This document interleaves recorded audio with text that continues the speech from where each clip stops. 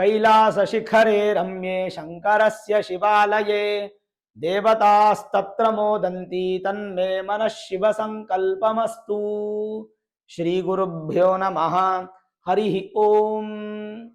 ಆತ್ಮೀಯ ಪ್ರಿಯ ಪ್ರೇಕ್ಷಕ ಮಿತ್ರರೇ, ನಿಮ್ಮೆಲ್ಲರ ಜೀವನ ಸುಖಕರ, ಲಾಭಕರ, ಸಮೃದ್ಧಿಕರವಾಗಿರಲಿ ಅಂತ ನನ್ನ ಆರಾಧ್ಯ ದೇವಿ ಹೊರನಾಡು ಅನ್ನಪೂರ್ಣೇಶ್ವರಿಯ ಪಾದಗಳಿಗೆ ನಮಸ್ಕರಿಸ್ತಾ, ಪ್ರಿಯ ಪ್ರೇಕ್ಷಕ ಮಿತ್ರರೇ, ಜ್ಯೋತಿರ್ಭೀಮೇಶ್ವರ ವ್ರತ ಆಷಾಢ ಬಹುಳ ಅಮಾವಾಸ್ಯ ಶ್ರಾವಣ ಮಾಸ ಶುರುವಾಗೋದಕ್ಕೆ ಹಿಂದಿನ ದಿನ ನಮಗೆ ನಾಗರ ಅಮಾವಾಸ್ಯ ಅಂತ ಬರುತ್ತೆ. ಈ ಅಮಾವಾಸ್ಯೆ ಬಹಳ ವಿಶೇಷವಾದದ್ದು.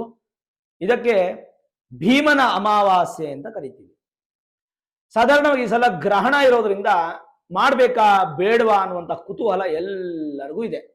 ಖಂಡಿತ ನಮಗೆ ಗ್ರಹಣಾಚರಣೆ ಇಲ್ಲವಾದ್ದರಿಂದ ಎಲ್ಲರೂ ಭೀಮನ ಅಮಾವಾಸ್ಯೆ ವ್ರತವನ್ನ ಮಾಡಬಹುದು. ಹಾಗಾಗಿ ನೋ ಇಶ್ಯೂ, ಇದರಲ್ಲಿ ಏನು ಕನ್ಫ್ಯೂಷನ್ ಇಲ್ಲ. ಅಡ್ಗೋಡೆ ಮೇಲೆ ನಾನು ದೀಪ ಇಟ್ಟಿಲ್ಲ, ಮಾಡಿದ್ರೆ ಮಾಡಬಹುದು, ಮಾಡದೇ ಇದ್ರೆ ಇರಬಹುದು ಅಂತಿಲ್ಲ. ಖಂಡಿತವಾಗ್ಲೂ ಮಾಡಬಹುದು, ಯಾವುದೇ ಕನ್ಫ್ಯೂಷನ್ ಇಲ್ಲ.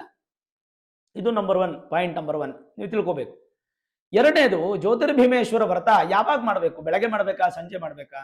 ಬೆಳಗ್ಗೆನೂ ಮಾಡ್ಬೋದು, ಸಂಜೆನೂ ಮಾಡ್ಬೋದು. ಉಪವಾಸ ಇರ್ತೀನಿ ಅಂತಂದ್ರೆ ಬೆಳಗ್ಗೆನೂ ಮಾಡ್ಬೋದು, ಸಂಜೆನೂ ಮಾಡ್ಬೋದು. ಉಪವಾಸ ಇರೋಲ್ಲ ಅಂತಂದ್ರೆ ಬೆಳಗ್ಗೆನೇ ಮಾಡಬೇಕು. ಯಾಕೆಂದ್ರೆ ನಿಮಗೆ ಪೂಜೆ ಮುಗಿಸಿ, ಪಾದಪೂಜೆ ಮುಗಿಸಿ ಊಟ ಮಾಡ್ಬೇಕಲ್ಲ, 12 ಗಂಟೆ 1 ಗಂಟೆ ಅಷ್ಟೊತ್ತಿಗೆ. ಹಾಗಾಗಿ ಬೆಳಗ್ಗೆನೆ ಮಾಡಬೇಕು. ಉಪವಾಸ ಇರ್ತೀನಂದ್ರೆ ಸಂಜೆನೂ ಮಾಡುವಂತಹ ಅವಕಾಶ ನಿಮ್ಗಿದೆ.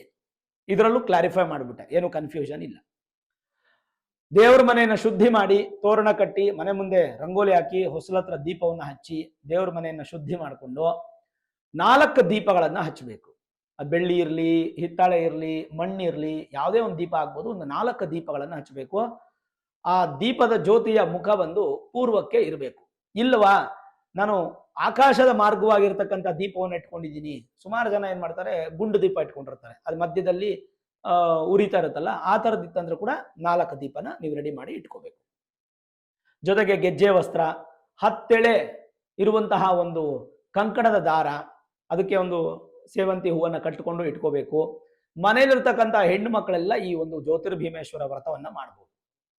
ಹೆಣ್ಣು ಮಕ್ಕಳು ಮದುವೆ ಆಗದೇ ಇರತಕ್ಕಂಥವ್ರು ಒಳ್ಳೆ ಗಂಡ ಸಿಗ್ಲಿ, ಈಶ್ವರನ ಆಶೀರ್ವಾದ ಇರಲಿ. ಯಾಕಂದ್ರೆ ಜ್ಯೋತಿರ್ಭೀಮೇಶ್ವರ ವ್ರತಕ್ಕೆ ಅಧಿದೇವತೆ ಯಾರು ಅಂತಂದ್ರೆ ಪಾರ್ವತಿ ಪರಮೇಶ್ವರರು, ಈಶ್ವರ ಮತ್ತು ಪಾರ್ವತಿ. ಹಾಗಾಗಿ ಪರಮೇಶ್ವರನ ಅನುಗ್ರಹದಿಂದ ನನಗೆ ಉತ್ತಮವಾದ ಗಂಡ ಸಿಗಲಿ, ಒಳ್ಳೆಯ ಆರೋಗ್ಯ, ಆಯುಷ್ಯು, ಒಳ್ಳೆಯ ಕ್ಯಾರೆಕ್ಟರ್ ಇರ್ತಕ್ಕಂಥ ಗಂಡ ಸಿಗಲಿ ಅಂತ ಸಂಕಲ್ಪ ಮಾಡಿ ಕಲ್ಲು ಅಥವಾ ಮಣ್ಣಿನ ಒಂದು ವಿಗ್ರಹವನ್ನು ತಯಾರು ಮಾಡಿ ದೀಪವನ್ನ ಹಚ್ಚಿಬಿಟ್ಟು ಈ ಪೂಜೆಯನ್ನು ಮಾಡುವಂಥದ್ದು. ಇದು ಮದುವೆ ಆಗದೇ ಇರತಕ್ಕಂಥ ಹೆಣ್ಣು ಮಕ್ಕಳು ಮಾಡಬೇಕಾಗಿರ್ತಕ್ಕಂಥದ್ದು. ಶೀಘ್ರವಾಗಿ ವಿವಾಹ ಆಗಲಿ ಅಂತ ಕೂಡ ಮಾಡಬಹುದು.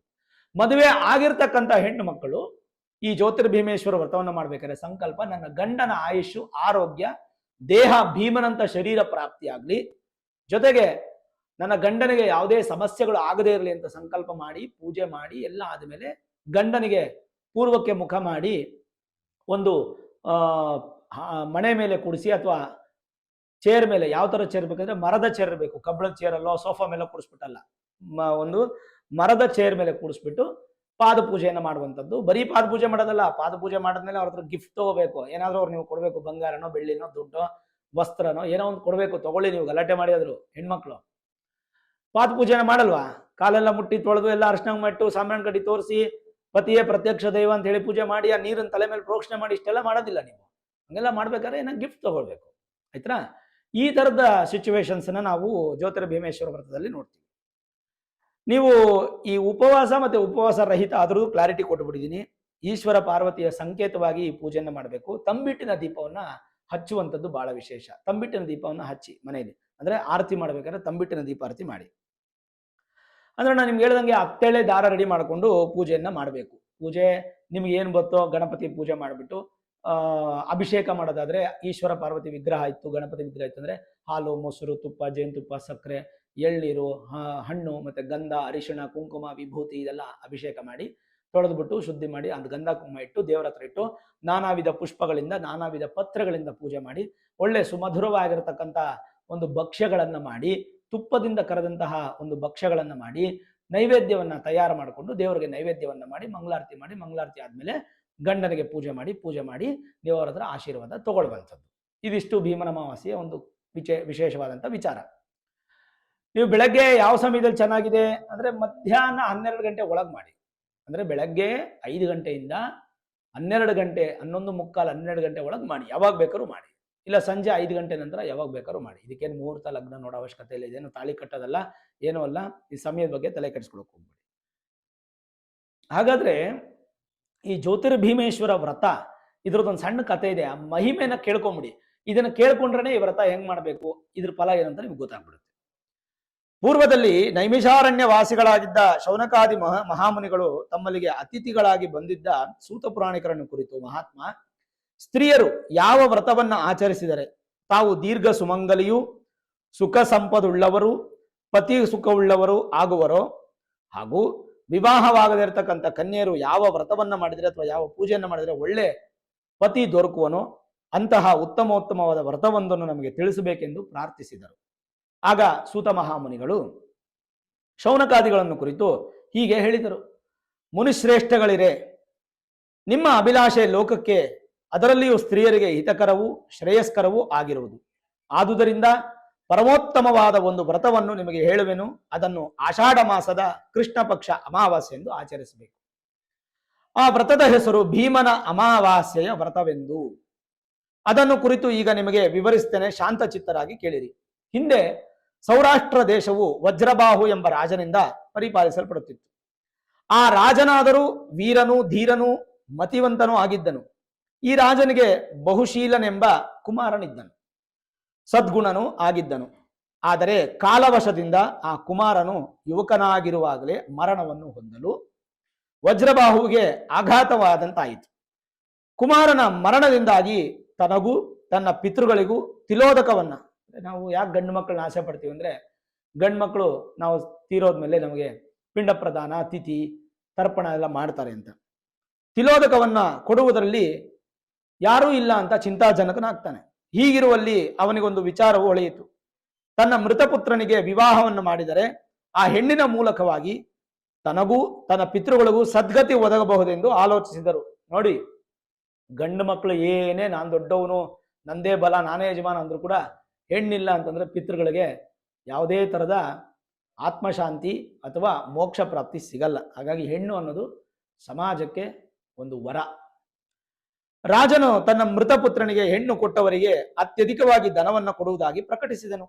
ಅದೇ ನಾಡಿನಲ್ಲಿ ಸುಸಂಸ್ಕೃತನೂ ವೇದಶಾಸ್ತ್ರ ಪಾರಂಗತನೂ ಆದ ಬ್ರಾಹ್ಮಣನೊಬ್ಬನಿದ್ದನು. ಅವನಾರದೋ ಕರ್ಮವಶದಿಂದ ದಟ್ಟ ದರಿದ್ರನಾಗಿದ್ದನು. ಆದರೆ ಅವನ ಭಾಗ್ಯಕ್ಕೆ ಸುಶೀಲೆಯಾದ ತನ್ನ ಕುವರಿಯನ್ನು ಅಂದ್ರೆ ಮಗಳನ್ನು ಒಬ್ಬಳನ್ನು ಹಣದ ಆಸೆಯಿಂದಾಗಿ ಮೃತ ರಾಜಕುಮಾರನಿಗೆ ಧಾರೆ ಎರೆದು ಕೊಟ್ಟನು. ಇದರಿಂದ ರಾಜನ ಇಷ್ಟಾರ್ಥವು ನೆರವೇರಿತು. ರಾಜ ಏನ್ ಮಾಡ್ತಾನೆ, ಸತ್ತೋಗ್ಬಿಟ್ಟಿದ್ದಾನೆ, ಹೆಂಗು ನನ್ನ ಮಗನ್ ಮದುವೆ ಮಾಡ್ಬಿಟ್ಟಾದ್ರೂ ಅವನ ಅಂತ್ಯಕ್ರಿಯೆ ಮಾಡೋಣ ಅಂತ ಆಸೆ ಪಟ್ಬಿಟ್ಟ ಅಷ್ಟೇ. ವಿವಾಹ ನಂತರದಲ್ಲಿ ರಾಜನು ರಾಜಕುಮಾರನ ಶವವನ್ನು ಸ್ಮಶಾನಕ್ಕೆ ಸಾಗಿಸಿ ಅಲ್ಲಿ ಚಿತೆಯನ್ನು ಏರ್ಪಡಿಸಿದನು. ತನ್ನ ಸೊಸೆಯನ್ನು ಕರೆದು ಚಿತೆಗೆ ಬೆಂಕಿಯನ್ನು ಇಡುವಂತೆ ಹೇಳಿದನು.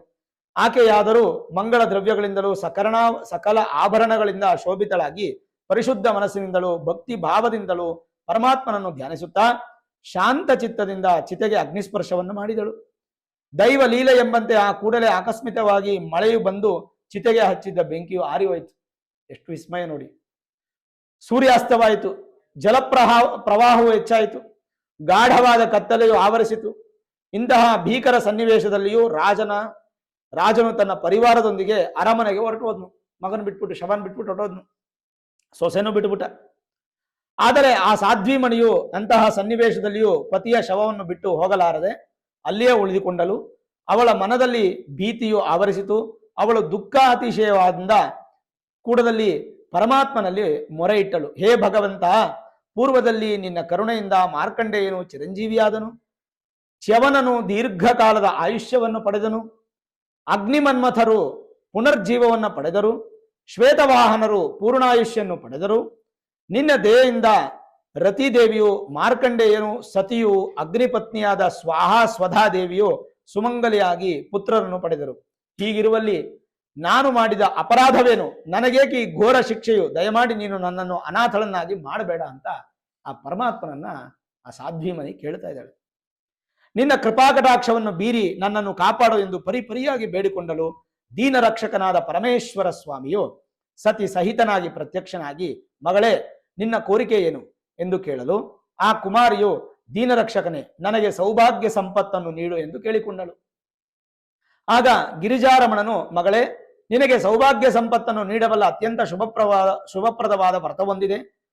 ನಾನು ನಿನಗೆ ಅದನ್ನು ಹೇಳುವೆನು. ಆಷಾಢ ಮಾಸದಲ್ಲಿ ಕೃಷ್ಣ ಪಕ್ಷದ ಅಮಾವಾಸ್ಯ ದಿನದಲ್ಲಿ ಮಂಗಳ ಸ್ನಾನ ಮಾಡಿ ಭಕ್ತಿ ಭಾವದಿಂದ ಕೂಡಿ ಪೂಜಾ ಸ್ಥಳವನ್ನು ಶುದ್ಧಿ ಮಾಡಿ ಪಂಚವರ್ಣದ ರಂಗವಲ್ಲಿಯನ್ನಿಟ್ಟು ಅಲಂಕರಿಸಬೇಕು. ಶುದ್ಧವಾದ ಅಕ್ಕಿಯ ರಾಶಿಯನ್ನು ಹಾಕಿ ಅದರ ಮೇಲೆ ತುಪ್ಪದಿಂದ ಉರಿಯುವ ದೀಪಸ್ತಂಭಗಳನ್ನು ಇರಿಸಿ ಅದರಲ್ಲಿ ನನ್ನನ್ನು ಆವಾಹನೆ ಮಾಡಬೇಕು. ಅಂತಹ ದೀಪಸ್ತಂಭದಲ್ಲಿ ಅಷ್ಟಮೂರ್ತಿಗಳ ಭೇದದಿಂದಲೂ ಭವಾದಿಯಾದ ಮೂರ್ತಿಗಳು ಭೇದದಿಂದಲೂ ನಾನು ಇರುತ್ತೇನೆ. ಈ ಸಕಲವಾದ ಮೂರ್ತಿ ಭೇದಗಳಲ್ಲಿ ಅತ್ಯಂತ ಇಷ್ಟವಾದ ಸ್ನೇಹಿತರು ಚಂದ್ರನು ಒಬ್ಬನೇ. ಜ್ಯೋತಿರ್ಮಯನಾದ ನನಗೆ ಭೀಮೇಶ್ವರನೆಂದು ಹೆಸರು. ಈ ದೀಪಸ್ತಂಭವು ನಾನೆಂದು ಜ್ಯೋತಿ ಸ್ವರೂಪನೇ, ಚಂದ್ರನೆಂದು ನನ್ನನ್ನು ಮಹಾಲಿಂಗ ಸ್ವರೂಪನೆಂದು ತಿಳಿದು ಭಯ ಭಕ್ತಿಯಿಂದ ಆರಾಧನೆ ಮಾಡಬೇಕು ಹೇಳಿ ಅನಂತರ ಪೂಜಾ ಕ್ರಮವನ್ನೆಲ್ಲ ಹೇಳಲು ಉಪಕ್ರಮಿಸಿದನು. ಈ ವ್ರತವನ್ನು ಮಾಡತಕ್ಕವರು ಮೊದಲನೆಯ ವರ್ಷ 100, ಎರಡನೆಯ ವರ್ಷ 200, ಹೀಗೆ 9 ವರ್ಷಗಳು ವೃದ್ಧ ಕ್ರಮದಲ್ಲಿ ಕಡುಬನ್ನು ಮಾಡಿ ನೈವೇದ್ಯವನ್ನು ಮಾಡಬೇಕು. ಶಕ್ತ್ಯಾನುಸಾರ 100 ಅಂತ ಹೇಳಿದೆ. ಶಕ್ತ್ಯಾನುಸಾರ ಅಕ್ಕಿ ಹಿಟ್ಟಿನಿಂದಲೂ ಮಾಡಬಹುದು. ಗಂಧ ಪುಷ್ಪ ಧೂಪಾದಿಗಳಿಂದ ನನ್ನನ್ನು ಪೂಜಿಸಿ ನೈವೇದ್ಯವನ್ನು ಮಾಡಿದ ನಂತರ ಮೊದಲನೇ ವರ್ಷ 10, ಎರಡನೇ ವರ್ಷ 20, ಹೀಗೆ 9 ವರ್ಷಗಳ ಪರ್ಯಂತವೂ ಹೆಚ್ಚುತ್ತಾ ಬ್ರಾಹ್ಮಣರಿಗೆ ಅಥವಾ ಬಡವರಿಗೆ ಅಥವಾ ಭಿಕ್ಷುಕರಿಗೆ ಇದನ್ನ ದಾನ ಮಾಡಬೇಕು.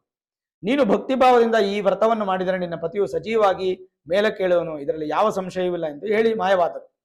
ಬಳಿಕ ಆಕೆ ಅಂತೆಯೇ ಮಣ್ಣಿನ ದೀಪಸ್ತಂಭವನ್ನು ಮಾಡಿ ಸಮೀಪದಲ್ಲಿದ್ದ ಅಲೆದೆಲೆಗಳನ್ನು ವಿಳ್ಳೆದೆಲೆಗಳೆಯೋ ಅದರ ಕಾಯಿಗಳನ್ನು ಅಡಿಕೆಯಿಂದಲೂ ಮಾಡಿಕೊಂಡು ಅಲ್ಲಿಯೇ ಗರಿಕೆಯ ಹುಲ್ಲನ್ನು ಹೂಗಳಂತೆ ಭಾವಿಸಿಕೊಂಡು ಮಣ್ಣಿನಿಂದಲೇ ಕಡುಬುಗಳನ್ನು ಮಾಡಿ ಧೂಪ ದೀಪಾದಿಗಳನ್ನು ಮನಸ್ಸಿನಲ್ಲಿಯೇ ಸ್ಮರಿಸಿ ಭಕ್ತಿಯಿಂದ ಪೂಜೆಯನ್ನು ಮಾಡಿದಳು. ಎಲ್ಲಿ? ಸ್ಮಶಾನದಲ್ಲಿ.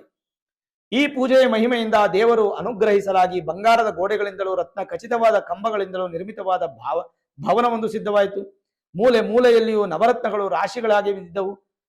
ಚಿತೆಯ ರತ್ನದ ಮಂಚದಂತೆ ಹೊಳೆಯುತ್ತಿತ್ತು. ರಾಜಕುಮಾರನು ಜೀವವನ್ನು ಹೊಂದಿದನು. ಅದನ್ನೇ ಭಕ್ತಿ ಅನ್ನೋದು. ಚತುರಂಗ ಬಲವು ಅಲ್ಲಿ ನಿಂತಿತು. ಈ ರೀತಿಯಾಗಿ ತನ್ನ ಸ್ಥಿತಿಯು ಮಾರ್ಪಾಡಲು ತಾನು ಆಶ್ಚರ್ಯ ಭರಿತಳಾದಳು. ರಾಜಕುಮಾರನಾದರೂ ನಿದ್ರೆಯಿಂದ ಎಚ್ಚೆತ್ತನಂತೆ ಮೇಲಕ್ಕೆದ್ದು ಪಕ್ಕದಲ್ಲಿದ್ದ ಕನ್ಯಾಮಣಿಯನ್ನು ನಡೆದು ವೃತ್ತಾಂತವನ್ನೆಲ್ಲ ಕೇಳಿ ಆನಂದ ಭರಿತನಾದನು. ಮರುದಿನ ರಾಜಭಟರು ಬಂದು ನೋಡಿ ಆಶ್ಚರ್ಯದಿಂದ ರಾಜನಲ್ಲಿಗೆ ಬಂದು ನಡೆದದ್ದನ್ನೆಲ್ಲ ವಿಷದಪಡಿಸಿದರು. ದೊರೆಯ ಕೂಡಲೇ ಬಂದು ಸೊಸೆಯನ್ನು ನಡೆದದ್ದನ್ನು ತಿಳಿದುಕೊಂಡು ಆನಂದಪಟ್ಟು ಮಗನನ್ನು ಗಾಢಲಿಂಗನ ಮಾಡಿ ಸೊಸೆಯನ್ನು ಸಮಾಧಾನಪಡಿಸಿ ದಾನ ಧರ್ಮಾದಿಗಳನ್ನು ಮಾಡಿ ಬಹಳ ಸಂತೋಷದಿಂದ ಸಕಲರೊಡನೆ ಅರಮನೆಯನ್ನು ಸೇರಿ ಸುಖದಿಂದನು. ಹೀಗೆಂದು ಸೂತ ಪುರಾಣಿಕರು ಶೌನಕಾದಿಗಳಿಗೆ ಹೇಳಿದರ ಸ್ಕಾಂದ ಪುರಾಣದಲ್ಲಿನ ಭೀಮನ ಅಮಾವಾಸ್ಯ ವ್ರತಕಥವು ಸಮಾಪ್ತಿಯಾಗುತ್ತೆ. ಇದರಲ್ಲಿ ನಿಮ್ಗೆ ಅರ್ಥ ಆಗಿದ್ದೇನೆಂತಂದ್ರೆ, ಗಂಡು ಮಕ್ಕಳು ಸ್ವಲ್ಪ ಹೆಚ್ಚು ಸ್ಟ್ರೆಸ್ ಅನ್ನ ತಗೊಳ್ತಾರೆ, ಹೆಚ್ಚು ಕೆಲಸವನ್ನ ಮಾಡ್ತಾರೆ. ಹಾಗಾಗಿ ಆಯುಷು ಆರೋಗ್ಯದಲ್ಲಿ ವ್ಯತ್ಯಾಸ ಆಗುತ್ತೆ. ಈ ಒಂದು ತೊಂದರೆಗಳು ಆಗಬಾರದು ಅಂತ ಪರಮೇಶ್ವರನಲ್ಲಿ ಪಾರ್ವತಿಯಲ್ಲಿ ತನ್ನ ಸತಿ ಪ್ರಾರ್ಥನೆಯನ್ನ ಮಾಡಿದಾಗ, ಅಂದ್ರೆ ಹೆಂಡತಿ ಪ್ರಾರ್ಥನೆ ಮಾಡಿದಾಗ ಭಗವಂತನ ಕಟಾಶೀರ್ವಾದ ರಿಟೇಕ್ ಭಗವಂತನ ಕೃಪಾಶೀರ್ವಾದ ಅನ್ನುವಂಥದ್ದು ಸಿಕ್ಕೇ ಸಿಗುತ್ತೆ ಅನ್ನೋದ್ರಲ್ಲಿ ಯಾವುದೇ ಸಂದೇಹ ಇಲ್ಲ. ವ್ರತವನ್ನು ಮುಗಿದ ನಂತರ ಕೈಗೆ ದಾರ ಕಟ್ಕೋಬೇಕು. ದಾರ ಕಟ್ಕೊಂಡು ಮುತ್ತೈದರಿಂದ ಆಶೀರ್ವಾದವನ್ನು ಪಡ್ಕೋಬೇಕು ಹಿರಿಯರಿಂದ. ಈ ರೀತಿಯಾಗಿ ಒಂದು ವಿಶೇಷವಾದ ವ್ರತಾಚರಣೆಯನ್ನು ಮಾಡಿ ಸಕಲ ಸಂಪತ್ತುಗಳನ್ನು ಕೊಡುವಂತಹ ಹಾಗೂ ಪತಿಗೆ ದೀರ್ಘಾಯುಷು ಕೊಡುವಂತಹ ಹಾಗೂ ಹೆಣ್ಣು ಮಕ್ಕಳಿಗೆ ಒಳ್ಳೆಯ ಗಂಡನನ್ನು ಕೊಡುವಂತಹ ಈ ವ್ರತವನ್ನ ಎಲ್ಲರೂ ಮಾಡಿ ಸಂತೃಪ್ತಿಯಿಂದ ಭಕ್ತಿಯಿಂದ ಶ್ರದ್ಧೆಯಿಂದ ಮಾಡಿ ಖಂಡಿತವಾಗ್ಲೂ ಭಗವಂತ ನಿಮ್ಗೆ ಅನುಗ್ರಹ ಮಾಡ್ತಾನೆ.